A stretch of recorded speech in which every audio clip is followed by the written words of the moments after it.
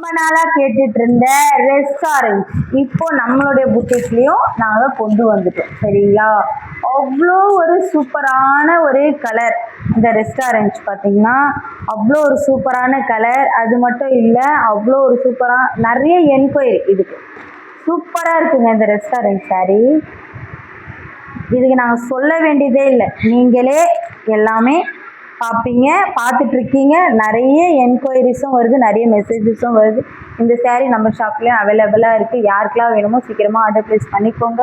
மறுபடியும் சொல்கிறேன், நீங்கள் தான் என் சொந்தங்கள் எல்லாமே.